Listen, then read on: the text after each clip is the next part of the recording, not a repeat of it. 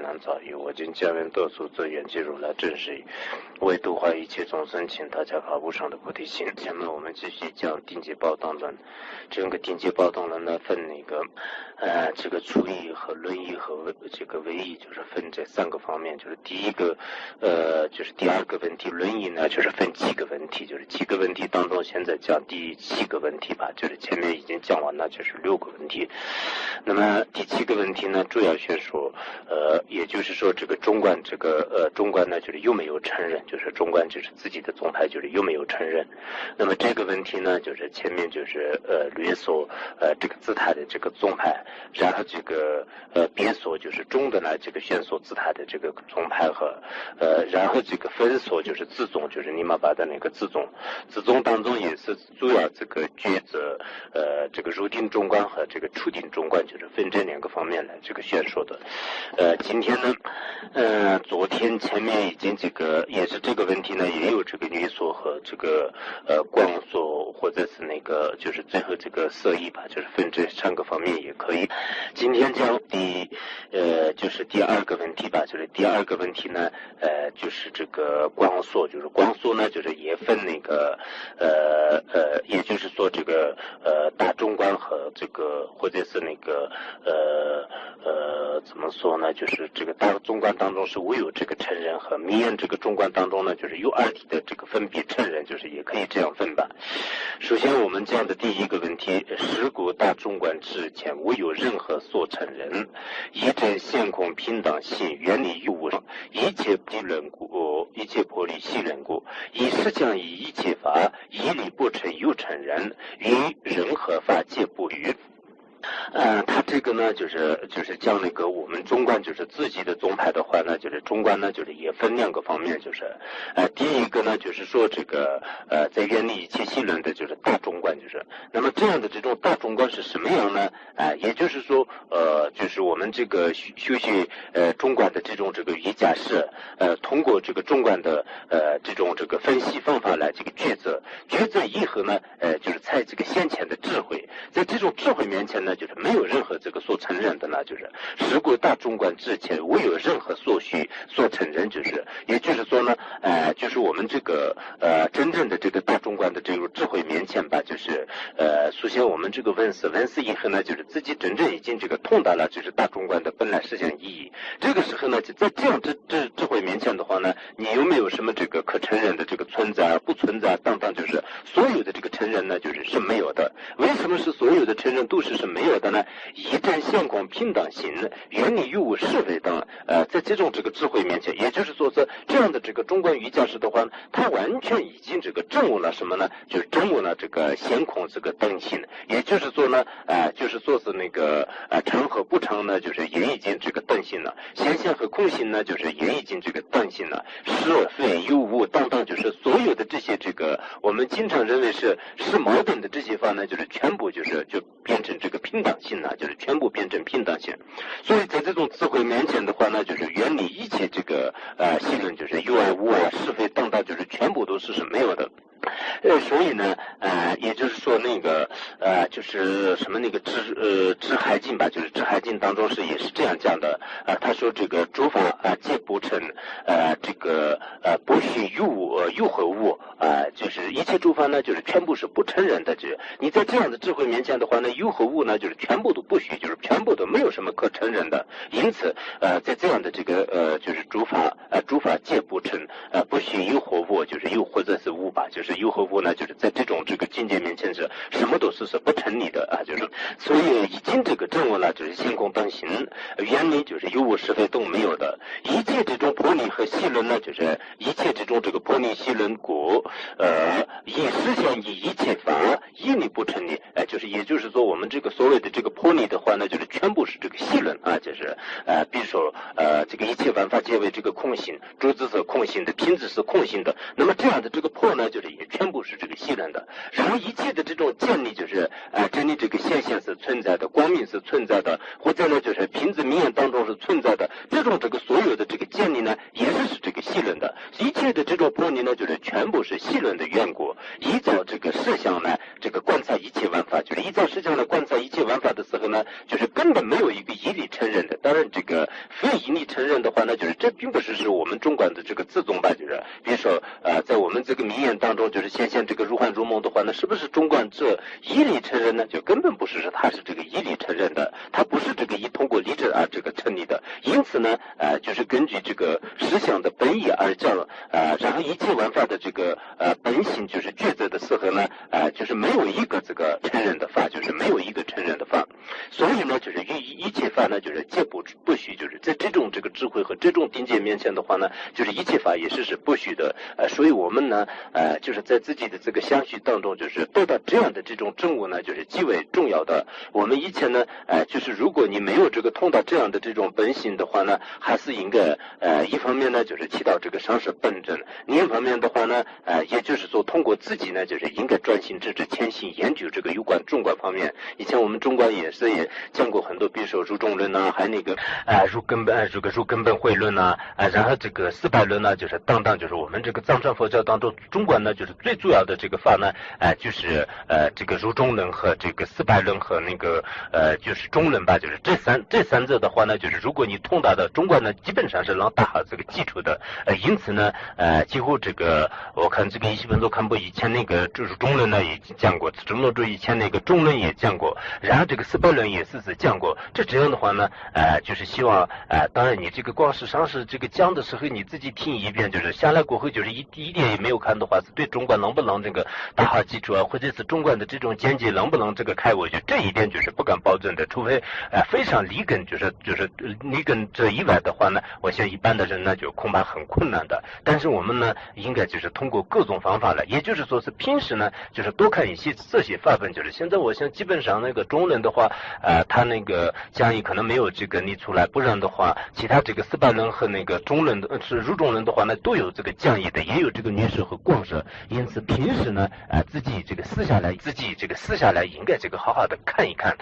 经常呢就是对中观的有些金刚语就是做研究，这样的时候呢就是自己就是自然而然获得这个定解。我想有时候的话呢就是听课的时候就是信这个散乱或者是大瞌睡，就是有这种这个一般这个上课的时候，尤其是这个眼力比较慎重的人来讲的话呢，就是往往都是就是经常就是信散乱或者这样的。但是你撕下来以后呢，自己就是没有其他人任何人这个打断你的时候，自己这个翻开这种书本呢，就是反反复复的思维，尤其是比较钝根的话呢，就当下讲的时候你不一定就马上能通到的，但是呢你撕下来也可以说是在课余吧，就是在这个不是这个讲课的时候呢，你就翻开这些书本，就是然后呢再三的这个思维，这也是需要这个多年的研究，并不是那个你一次看一次两次。看小说的话呢，你可能看一遍两遍就已经这个里面的内容全部已经这个记着了，但是中观的这些意义呢就是并不是这样的。我想呢就是应该这个对我们这个修习大乘的人来讲，是像这样的这种境界，就是自己呢就是有所这个证悟，就是真正的这个证悟呢还没有得到的话呢，但基本上是与他相同的一些这个就是理解，或者是就是获得一种定解，就这一点我们反复提的时候也是可以这个获得的。有些那个论师也是这样讲的吧，你对中观呢就是经常这样这个问世的话呢，最后呢一切玩法都是自然而然就是通到一种这个如梦的这种这个境界。这种呢这个境界呢就是我想每一个这个反复者也是可以这个通达的。如果你中观的这些境界呢达到这样的时候呢，就是以后对这个所有的我们世界上的这些实有的执着的话呢，就减少了，就不会这个以前就是没有学过中观时候那样这个一直这个自己的执着分别心非常大，就是不会这样的。因此我们在这里呢就是这个大中观，就是所谓的这些大中观，当然这里是甚至根本会定这个所具足的一种这个境界，对我们来说一下子这个是非常困难的。但是呢通过自己的这个努力的话就是一旦在自己的相续当中就是有所了悟的，就这一点呢我觉得也不是这个非常困难的。就是虽然我们就是不能这个像僧者的根本会定那样就是你一切破离和你一切细论的这种境界很困难的，但是与他这个相同的这种境界，我们通过这个依理观察的时候真正的最后的这个新的本体当中的话呢，就是什么这个有无是非然后后就是所有的这些东西的话呢，都是不成立的。真正的心的本来面目的话呢，实际上是也不是有，也不是无，也不是空，也不是不空等等。就这方面就是自己一定会是获得理解。这一点呢，就是我们大圆满里面就是所讲到的本来觉者的本来这个清净的这个真见呢，就是也是是这样的。如果你自己呢就是有这个大圆满方面的一些证悟的话呢，就是中观的这些理论呢，就是不管是说的是什么样的，但语法上就是说法上有点不同，实际上呢你所证悟的这个境界就没有什么差别。如果你对中观上有一些这个理解的话呢，就是大圆满本来清净里面所讲的这些道理也是很容易这个圆融，也是很容易这个理解的。所以在是这个大中观的这种境界面前的话呢，就是应该是这样这个承认的，就是任何法都是不能这个承认的，也没有什么可许的。我们就是真正认识到习性的本性，或者是你认识到一切万法的本性的话呢，你有无是非等等，就是一切万法是不是它的真正的本来实相呢？这一点我可稍微就是对中观和对大圆满有所这个认识的人呢，就是他会就知道，就是这真正不是这个一切万法的这个实相，万法的实相呢，就是根本不可能是这样的。所以这一点呢，就是自己的这个闻色就是极为重要，就是你没有闻色的话呢，就是不可能是在自己的相续当中突然就是有一天这个突然呢就开悟了就现在我已经这个开悟了，就是这样明了就是并不是打开仓库一样，就是可能没有这样的了。下面呢就是讲这个名言当中，虽然在这个真正的根本慧定就是大中观面前，就是这些有无是非全部都是不存在的，但是我们在名言当中，就是我们凡夫人呢还没有通到这种这个境界之前的话呢，就是所谓的这个名言的二谛分析呢，就是还是需要的，就是必须要有这样这个承认的。如是究竟事项也随我承认，就是虽然就是没有这个如是在前面所讲的一样的，就是在真正的这个入根本慧定决定入根本慧定的话呢，一切诸法的事项呢本来的是这个先空无二的，就是没有什么这个可分的，先就是空，空即是现，就是他这样的这个境界呢就是无理无合的，就是没有什么可分的。就是他真的如是究竟事项义当中虽然就是无有承认，显现中名言两千这二谛各自均有承认，就是所承认，但是呢就是在虽然这个名言这个实际法相当中是没有什么可承认的，但是呢也就是说是辨别合的事，就是辨别合的和那个入定中观决定中观决定入定呢，就是这个是非常重要的一个名词，就是然后我们这个辨别合的时候的话呢，就是还是这个有成立的就是辨别合的时候呢，就是在展示名言的这个角度来讲的话呢，就是名言量的角度来讲的话呢，就是二谛呢就是应该是这个分就是三义谛和四速谛应该是分这等前别对你的什么像人嘛多人个跟着当的东巴森巴像有什么他那个译法就是有几种这个译法，就是以前那个父子这个相会经吧，就是父子相会经当中呢，就是也这样讲的，说是这个佛陀呢就是对这个二谛呢就是并不是就是他人面前听到的，就是他自己就是知道的。所谓的这个二谛呢，就是实数谛和胜义谛，没有这个其他的第三谛，就是父子相会经当中也是这样讲的，还有这个月称论师的卢氏真理论当中也是这样讲，卢氏真理论的那个讲义吧，就是月称论师有讲义，就是卢氏真理论是龙摩菩萨的，然后他的什么你定比罗拉都那定吧，你学过，我记得有这么一句话，意思就是说是这个观待这个世间的这种这个智慧而这个安立了这个二谛就是观待这个世间的智慧而安立了这个二谛，这是卢氏真理论讲义里面也是这样讲的。也就是说意思是什么呢？就是在实相当中呢，就是一切都是没有什么承认的，就这样这个相和空呢，就是你承认的话呢，这就是这个所谓的错过，所谓的这种这个就是不合理的。但是呢，在我们这个现象当中，就是实相和现象，大家都知道，就实相当中呢，就是没有什么这个所承认的，就一切都是你一切习论的。但是在这个现象当中的话呢，就是二谛呢，就是应该这个就是存在的，也就是说是万法的本性呢，就是空性的。这个空性呢，就是称之为是这个胜义谛。那么这个暂时的这种空性呢，假胜义谛。最后就是你一切习论的空性呢，就是叫这个正胜义谛，就是胜义谛也可以这样分。然后万法的这种现象，就是名言当中的这些现象呢，就称为是这个实数谛。现象呢也有两种，这个假实数谛和这个正实数谛。就这样来分的话呢，就是暂时呢，就是在名言当中是肯定是要这个分两谛的，就是分二谛。所以这个二谛的这个分法呢，就是对这个究竟事项来讲是没有什么可分的就全部没有什么可分的。然后这个暂时呢这样的话，一定要这个分二谛，就是没有分的话呢，就是万法的这种事项呢，就是也没有办法可说的了就是没有办法这个解释。二者倘若观待于二谛无别之事想，今是各自之现象，就是如果这个胜义谛和四速谛的话呢，就是观待这个也就是说是上面所讲到的这种这个明眼量和就是明眼量面前呢就是二谛存在嘛。那么这二者的话呢，就是观待这个二谛无别的实相而言观待无别的这个无有任何这个分别的这种实相而言的话呢那么这个所谓的深义谛和世俗谛呢，就是只不过是明眼当中的显现虚而已，实际上是根本就是不存在的。就是如果你观待这个实相而言吧，就是现在我们经常讲的这个深义谛和世俗谛，但是深义谛和世俗谛呢就如果这个只不过是这个观待这个现象而言的，如果它是观待实相而言的话呢，那么所谓的这个明眼谛和这个世俗谛就是也就是说是深义谛的话呢，一定也是不存在的，就是这是这个不存在的。然后那个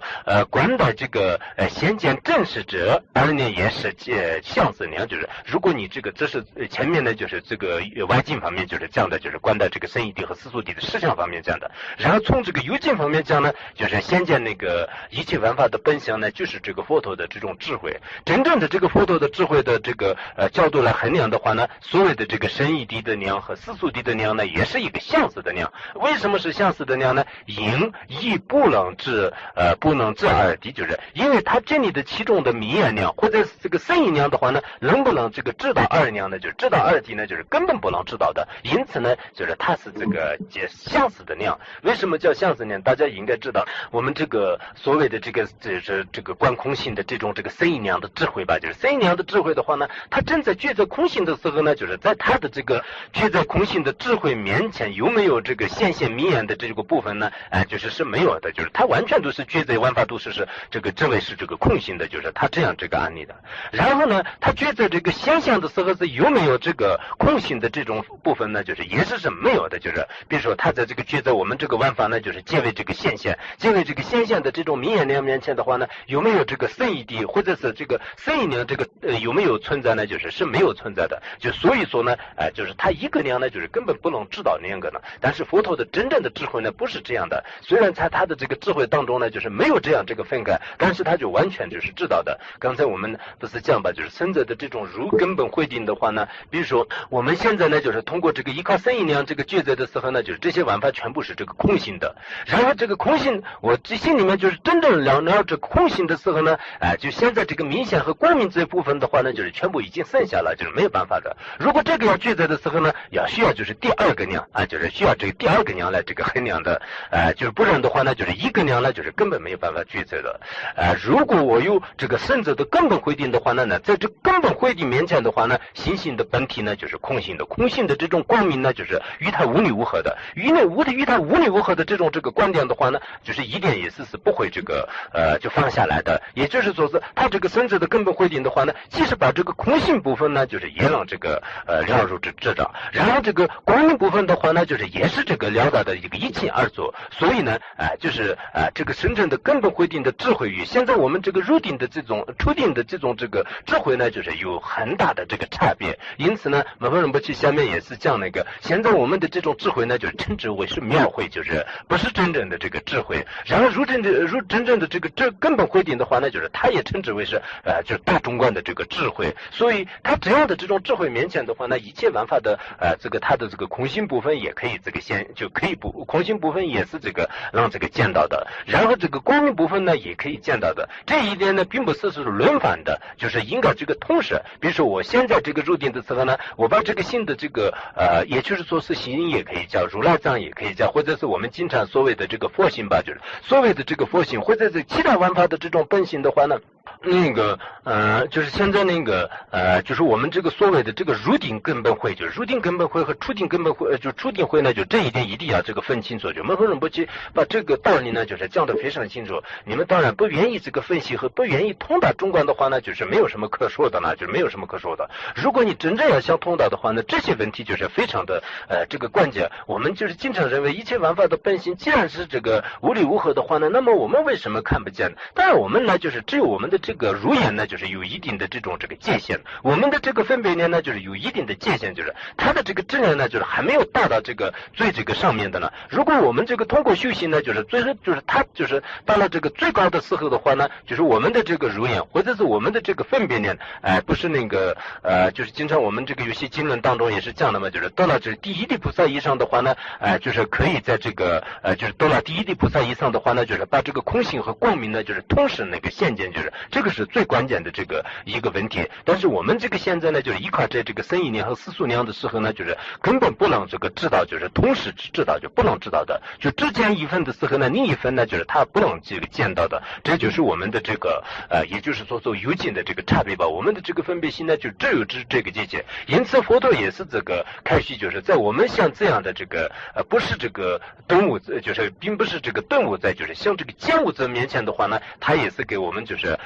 就安利了这个中观银尘派和这个秩序派，或者的话呢就是也就是说那个先呢就是觉在这个现象，然后现象呢就是觉在为这个空性，最后呢空性呢就是再觉在为这个你一切系了，不然的话呢我们就是像这样的这个众生呢就是接受不了这个原因。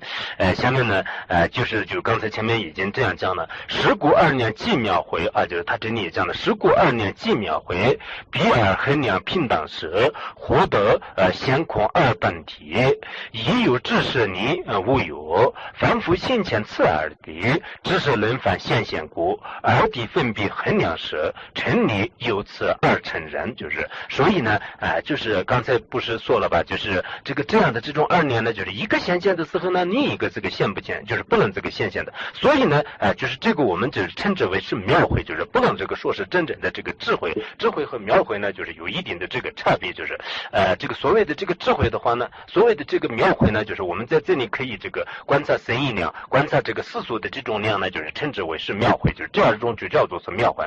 那么这两个描绘呢，衡量这个品质当就是玩法的适合呢，就是会让获得这个现象和空性的两种这个体性就是怎么样呢？比如说我们用那个依靠这个中观的这个离音多音呢，或者是元气音呢等等，就是用这些音呢这个观察的时候呢，这个品质呢就是一点也是不存在的，它的本体完全都是会这个空性的，就是会得到了这样的一种这个体性。如果我们这个对品质当这个作为对境，就是如果用这个明眼的观现实量来这个观察，观现实量的观察的话呢，我的这个眼根面前呢就是亲自这个看见这个品质，而且我的身体接触它的时候呢，就是也有这个触觉，就这样的话呢，就是它的这个现象部分呢就无切而这个存在的。因此呢，我们通过就是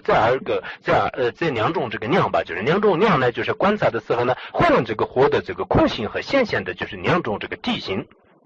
因此入中论当中也是这样讲的吧，就是说是这个有一诸法就是见证往故的诸法二种体，好像这样讲的吧，就是因为这个我们呢就是诸法呢就是见到一个真的部分和妄的部分，所以呢就是得到了就是两种这个体系，因此呢就是安立为这个生意谛和世俗谛，就原因就是这样的，就我们在这样的这种生意谛和世俗谛呢，就知道是这个描绘的这个真量面前就是觉者的，并不是智慧面前这个觉者的。如果智慧面前所觉者的话呢，刚才所谓的这个空和这个所谓的这些现象呢，就全部是一为一体的，就是无二无别的，根本不会有这样子这个分析。因此呢，在描绘的这个用这个生意量和世俗量来衡量的时候的话呢，这个所谓的这个品质、住子等等一切玩法呢，就可以得到就是两种体性，就是一个是现象，一个是空性。那么这个时候呢，就是一个存在的时候呢，另一个是没有的。比如说我在依靠这个生意量来正在这个观察这个品质最后呢就是全部都变成这个未成的空性呢，就是一点也是没有的，就是最后所谓的这个品质呢，只不过是心理假象而已，就是真正是不存在的。那么这个时候刚才它的显现有没有呢？就是你正在这个空性的时候，刚才的这个显现是没有的。然后你在那个依靠世俗量呢，就是观察那个品质的时候呢，就是你的这个如根面前正是这个现象，正在这个现象的时候呢，刚才所谓的这种这个空性呢，就是也是没有的。就这就是我们凡夫人的这个智慧呢，就是有限的，就是你一个容纳的时候呢，另一个就是不能这个容纳的就是另一个就是不能再容纳你的这种这个更是面前的。因此呢，就是一个有的时候呢，另一个是没有的。凡夫的这种这个具有烦恼的这种这个具有烦恼这种的这个凡夫的心面前的话呢，就是这个所谓的生意谛和世俗谛呢，就只是轮返的方式来这个现象，轮返交替的方式来现象，不可能是这个同时这个现象的然后这个不可能这个同时现象的。但是呢我们要知道，就是我们这个入定的根本会定呢，就是真正的这种入根本会定的是没有的。但是我们对中观有一定的这个理解和认识的话呢，就是真正的入根本会定与它相似的境界呢，就是现在我们反复地的时候也是可以得到的。比如说你在这个入定的时候呢，你就知道一切万法是皆为空性的，空性呢就是通过这个推理来就是知道的。按照中观的话呢，当然这个通过推理来知道的。如果密法的话呢，如果以按照这个大圆满的话呢，就是通过上师的这个体念，就是就是指点吧，就是指点和这个智者，就是这种方式来知道的。然后这种方式来知道的时候，万法皆为这个空性，但是这个空的这种光明呢，就是无二无别的。这一点的话呢，你在后代的时候这个身心无也，后代的时候呢就是身心无也。因此我们呢平时吧，就是平时我们这个看见柱子的时候呢，就是这个柱子呢，就是实际上是我面前这个现象而已，就是真正它的本体呢，就是无二无别的。这一点呢，就是就空性与无二无别的这一点境界的话呢，我看我们这个反复的时候呢，就是也可以与它这个相似的境界可以这个显现的出来，就是显现的出来。因此呢，就是门峰仁波切在很多论点当中也是这样讲的，就是我们这个合到中观的时候呢，就是真正的一些这个相空无二的这种这个定界，就像是所谓的这个随缘般或者是花月般的这个相空无二的定界呢，就是可以这个显现的就是这个是真正这个随缘和花月般的呢，现在对中观就是有所这个认识的，就是你进入这个质量小质量道的时候呢，就可以开始真正那个万法的本性呢，就是可以见的。那时候呢，你路上有看见一个客人的话呢，就是在明眼的当中呢，就是对，就是我这个客人呢还是这个认识的，在显现当中呢，我就是跟他就是打招呼你好你好，就是但实际上呢，就是你就像是在梦中的这个接待这个客人和，或者的话呢，就是你在这个如幻当中这个看见这个客人和没有什么差别。其实我所看见的这个人也是，不管是他的这个我执方面也好，法执方面也好，从他的这个身体性质，从哪一个方面呢讲的话，没有一个真实的，全部都就像这个虚空一样，这个空性的。只不过呢，就是在我这个因缘和他的这种因缘和合的时候呢，我看见这个人，我看见这个人的时候，也实际上是这个呢，就是与这个彩虹无有任何这个差别。所以呢，我们平时在这个路上，你在大睡的时候，在看见一个朋友的时候呢，你好你好，你晚上这个睡好了没有？但是这时候你的这个语言也是这个这个幻化的，然后就是所看见的这个人也是这个幻化的，这样的这种相空无二。当然你这个现在正在执着的时候是就是它如幻般的这个现象部分，实际上是它的这个空性呢，你也是自然而然会有一种这个定界，就是这一点呢，我想我们平时呢，就是对中观稍微有一点那个定界的人的话呢，就是你因为就是在这个观察过程当中，一切万法呢，就是真正是它的本体是就是不存在的。不存在的话呢，在我们这个根是就是路根面前的话呢，就是还是无期的这个现象。但它这个现象的时候呢，就像这个什么这个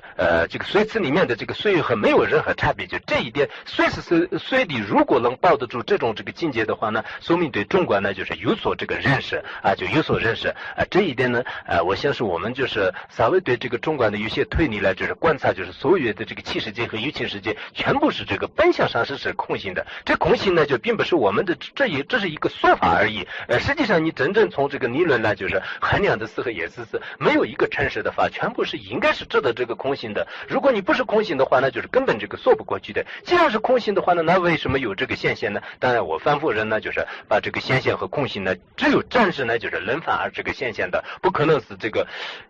像那个生者的这个根本回定一样，就是所以在这种面前，这种境界面前的话呢，我只有呢就是承认这个明眼量，就是也只有呢就是承认这个圣意量。这二谛这个量的话呢，就是不得不承认，因为我的人取所取呢还没有这个消业发解，我的这种这个分别人呢还没有消解发解的时候，我道理上呢就是明白就是懂到就是一切万法就是如幻一样的这个空性的，但是呢我自己就是还没有这个修成，就是没有修成的话呢，虽然我从道理上知道，也是实际上是还是有一点的这个执着。就像是那个幻化师呢，就是他自己这个变化出来的美女的话呢，有时候看见她长得非常这个漂亮的时候，他自己也是相续当中就是产生一种那个贪心，但是呢就是他根本不会就是与他有这个成假的念头就是这些是没有的。因此我们中观呢就是学到一定的时候的话呢，就是对万法的这个如幻如梦的这种现象呢，有一定的这种这个执着，就是有是有，但是这样的执着呢，就是不像跟那个一般从来没有学过宗派的人那样的这个执着就根深蒂固，就不会这样的。因此呢这里有很很大的差别。希望呢就是在有时候还是这个我自己的是没有任何这个境界，就是给大家讲很多这样这个深深的中观和大圆满的一些乾坤无二的道理的话呢，就是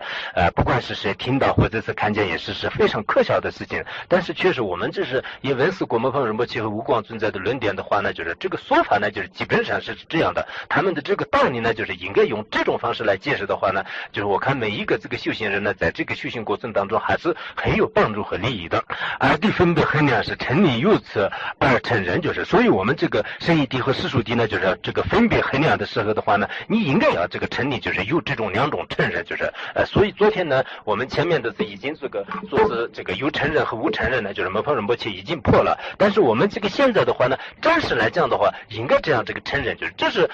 并不是中观就是最具体的这个观点，就是暂时我们这个尤其反复地面前的话呢，所谓的这个二谛呢就是应该这个承认的，如果你这一点不承认的话呢，就是不合理的。那讲那个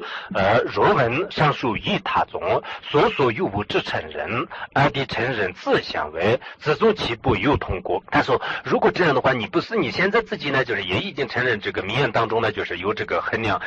这个显现的，然后生意定当中呢就是衡量空性的，就是有两种这个承认，就这就是中观的这个自宗。那么这就是是不是中观的自宗？如果是中观的自宗的话呢，那么就是这两个自宗呢就是昨天跟前面这个观察的一样的。那么就所谓的中观的观点的话，必须要通过因理而这个承认的这个观点，因理而承认的话呢，你到底的这个是有承认还是承认，无承认还是承认，到底是你是不是有两种承认，有两种承认当中是一个是你的承认还是两个是你的承认。昨天不是给别人就是通过这个观察吧，那么这样的话你自己也是已经面本了这种这个过患吧。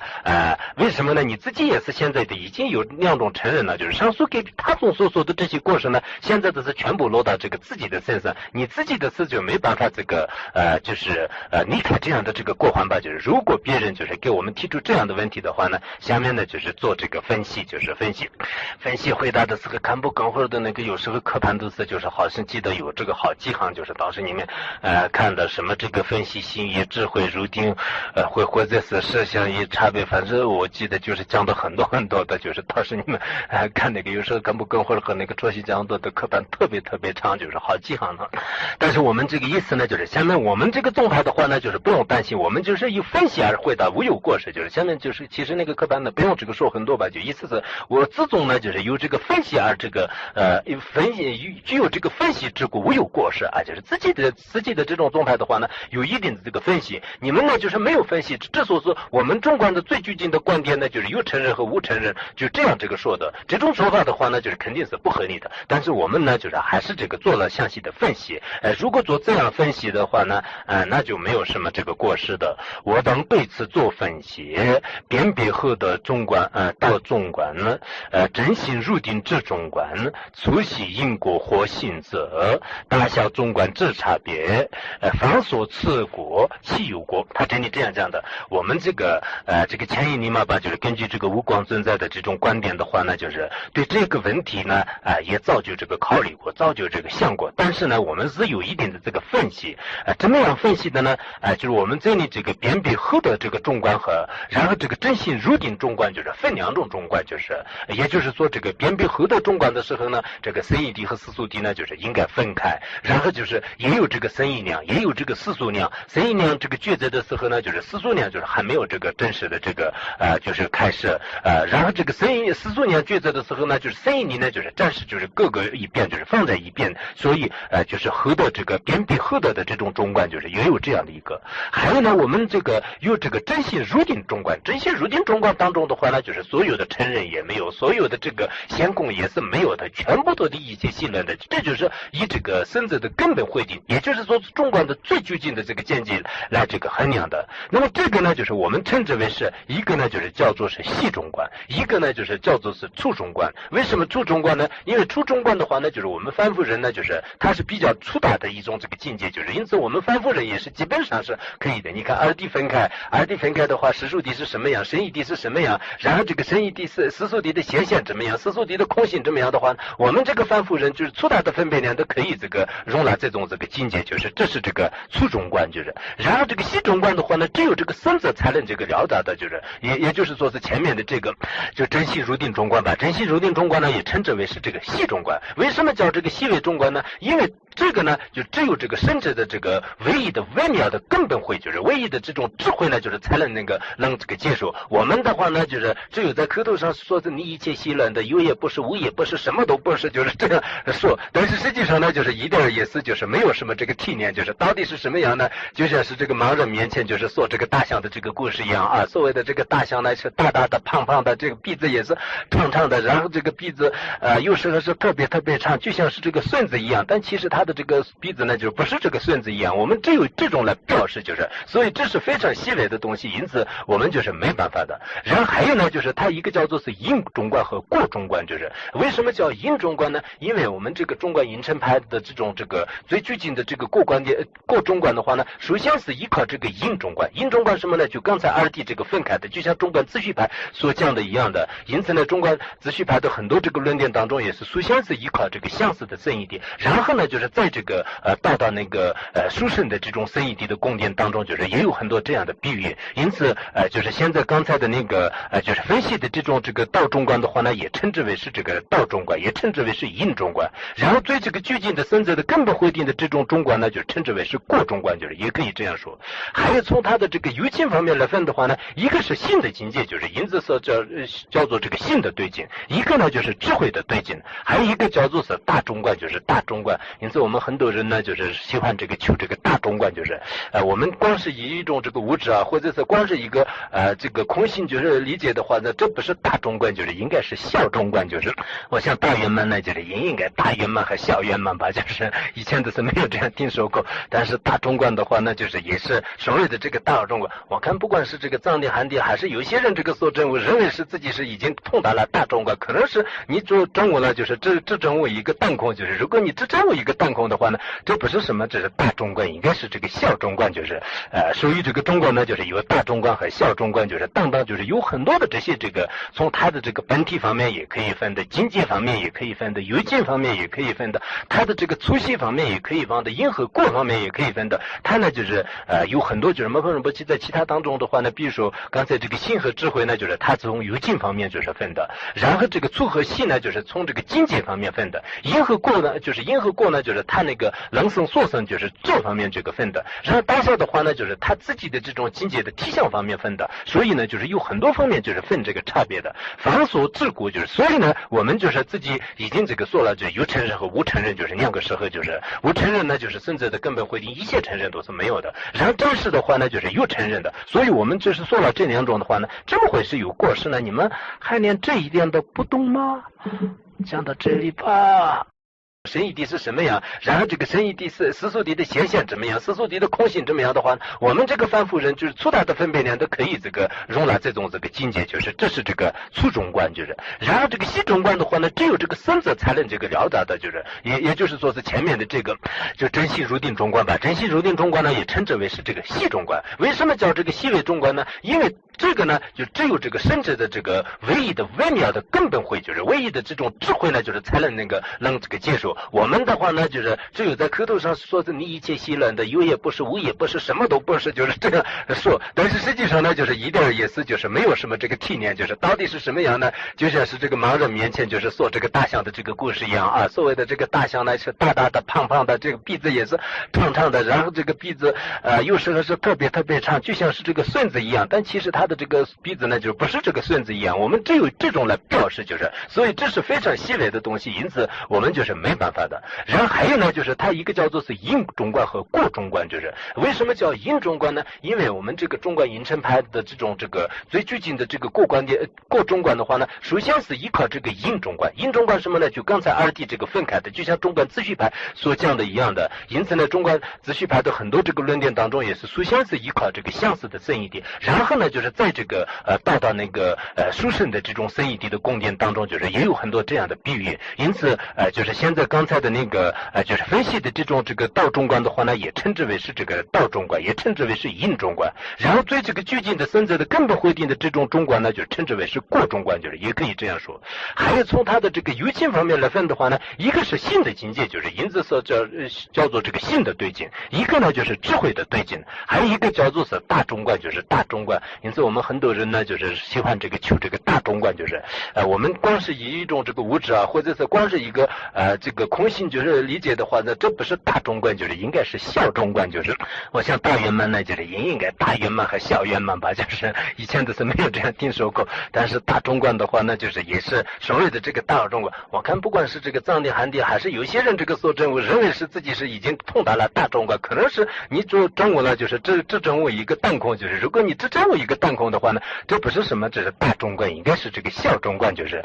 属于这个中观呢，就是有大中观和小中观，就是当就是有很多的这些这个从它的这个本体方面也可以分的，境界方面也可以分的，有境方面也可以分的，它的这个粗细方面也可以分的，因和果方面也可以分的，它呢就是有很多就是摩诃仁波切在其他当中的话呢，比如说刚才这个心和智慧呢，就是它从有境方面就是分的，然后这个粗和细呢，就是从这个境界方面分的，因和果呢，就是因和果呢，就是它那个能生所生就是做方面这个分的，然后当下的话呢，就是它自己的这种境界的体相方面分的，所以呢就是有很多方面就是分这个差别的。凡所自古就是，所以呢我们就是自己已经这个说了，就是有承认和无承认，就是两个时候，就是无承认呢就是孙子的根本会定，一切承认都是没有的，然后真实的话呢就是有承认的，所以我们就是说了这两种的话呢，这么会是有过失呢？你们还连这一点都不懂吗？